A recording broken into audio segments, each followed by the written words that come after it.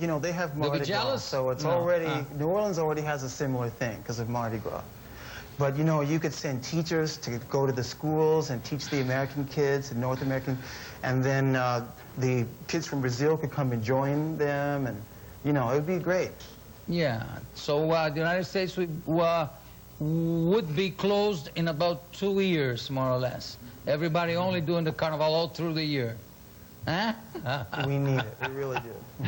Stan, you have a fantastic and special technique with a guitar.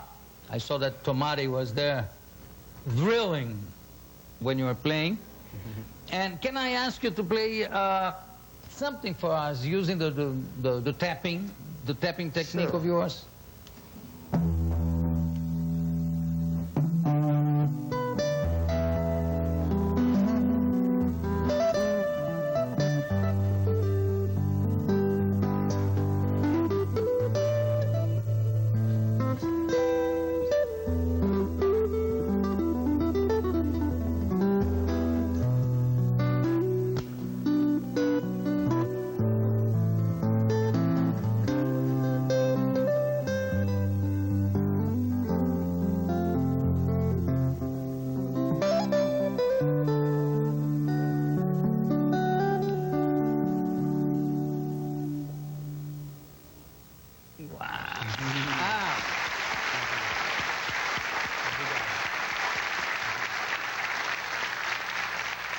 How did you get involved in musical therapy? I've always believed that music had healing powers. And one day I met a music therapist. I didn't know there was such a thing. And she sent me a whole stack of information. I saw that there was a lot of science showing the healing powers of music. And I started to go to national conferences in the United States. And one year in 2000, they hosted the international conference. And once I saw what people were doing all over the world with this, I was hooked. I knew that I had to get involved. Could you give us a small demonstration of something that you do with it? You play Bach with it? Well, you could use just about any kind of music. It's not the music per se, it's the way that the music is used. You could use calming music to relax, that's obvious. You could also use songwriting to help you to change your life, to come up with a new direction for your life. It's usually participating. Listening to music is great, but playing music is even better. Sure. But for instance, you get a guy that never wrote a music in his life. Okay, here's an example. You teach him? Okay. I was in a waiting room. There was a boy who's maybe 14 or 15, severely autistic. He didn't have speech. And he was getting bored waiting in this room, and he started to rock like this and make noises. And so I thought, oh, this poor guy, he looks so bored. So I started to play a beat on the desk in time with his rocking. And he stopped, and I stopped. And then he started rocking again. And then I started playing the beat again, and then he stopped, and I stopped. So we had a little jam session going on. So that's an example of using music for communication when speech is not available for everybody. That's great. Also, singing, playing a wind instrument can be great for respiratory conditions like asthma. Oh, yeah? Yeah. Yeah, it's great because it opens up the breathing, and it also releases a lot of emotions. So a lot of people with asthma have suppressed emotions, too. That's great. That's great. You can use it to build trust. Sorry, I interrupted you. No. Once I start, it's hard to stop. I keep interrupting all the time, so no problem. But, yeah, you can use it to build trust. Like, a lot of people wouldn't think that heavy music like gangster rap or death metal could be used for music therapy, but it could be. Like, if you are working with a kid who's into that kind of music, then if you share the music with them, you can build trust. That's what you got to do. You don't want to judge the music, but what you could do is ask, you know, why do you like this music? And then you start to understand what's happening with this kid. That's great. And usually when you ask that question, what do they answer you? When you say, why do you like that music? Because it's cool, so individual. It's so individual, but sometimes it's not a question of what they say. It doesn't matter so much what they say. It's just the fact of sharing and showing that you care about their music and that you don't judge it.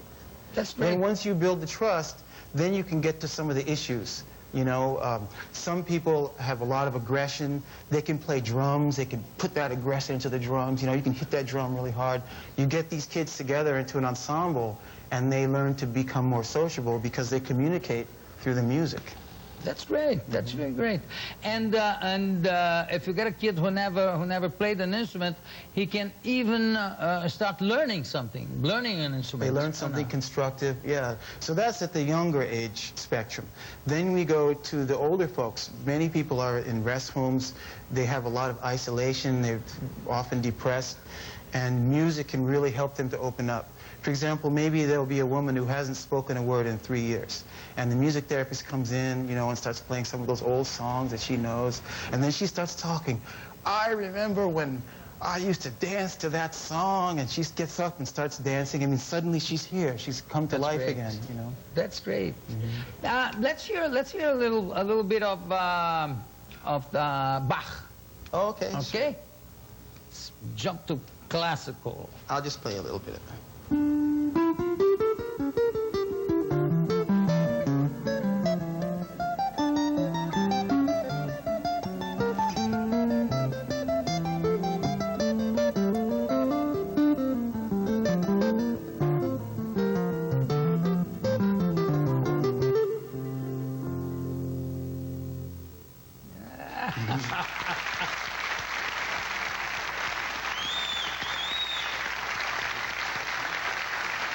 Stan, I heard you play in New York, here in Brazil also, and every time it looks like you're getting better, if it's possible. But I mean, you keep developing your technique. You still study many hours a day? I do. When I'm on the road, I don't have the 5 hours a day that I would like to practice. But, you know, even when I don't have a guitar in my hands, I have music in my head, and I think that counts. And I'm always thinking about it. moving your fingers when you're thinking about a tune or a theme? Yeah? Sometimes I'm thinking about what I'm going to play when I get my guitar in my hands. That's about what happened. You used to play also 2 guitars at the same time. Are you still doing that? I still do, yeah. But now I'm doing a little more with guitar and piano. Guitar with one hand and piano with the other hand. Too bad you only have 2 arms. And one brain. Was it? And one brain, but your brain is good enough. And your first instrument was the piano, right? Yes, it was. How did you jump to the guitar? It was easier to carry? Well, no, we had some hard times in the family. I guess a lot of people can relate to that. And at one point, my parents had to sell the piano. Oh, that's so there was no piano in the house. And that's when I took up the guitar. But I think everything happens for a reason, because I don't think I would have developed what I've developed on the guitar otherwise. That's right. That's well, I don't know. You're so creative. I don't know. Maybe you would be playing 2 pianos at the same time. Well, there's always a solution to things, you know. A lot of times I go and I speak to kids, and one of the main things I tell them, I show them my technique, and I explain that this was something I had never seen anybody do before. That's right. But because it was something that I had in my mind and I really wanted to do it, I figured out a way to make the music that I heard in my head. And that's important, because these days, you know, I don't think we have enough positive examples of creativity. We don't have enough good role models in the world. Or we do, but I don't think that they're covered enough in the media. So That's it's right. important to tell the people, look, you have to be your own role model. You have to realize that whatever it is in your head, you can figure out a way to do it.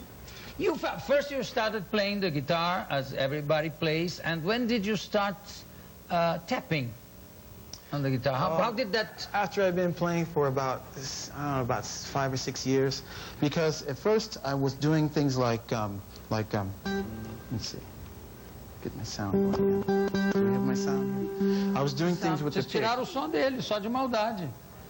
Okay. So I was doing things like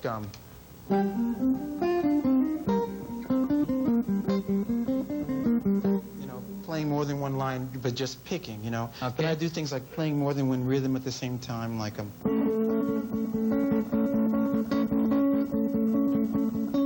things like that.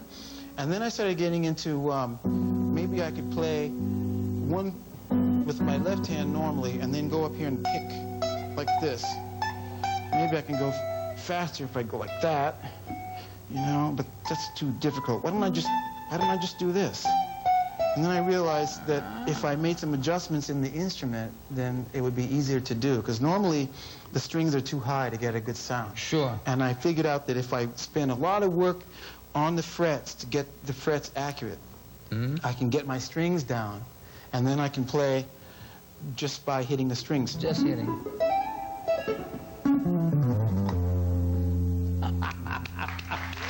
Stanley Jordan. Well, Stanley, it's a pleasure to have you here, and of course you'll come back and on another part of the show to play. Well, what are you gonna play when you're playing in the final part of the show? Insensatez. Insensatez. Thank you very much. Daqui a pouco a gente volta.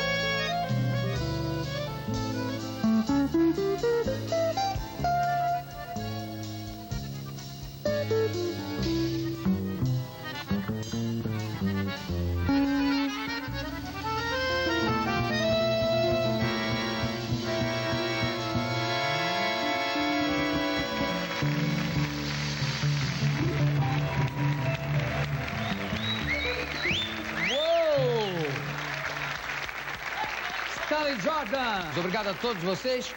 Boa noite e um beijo do gordo.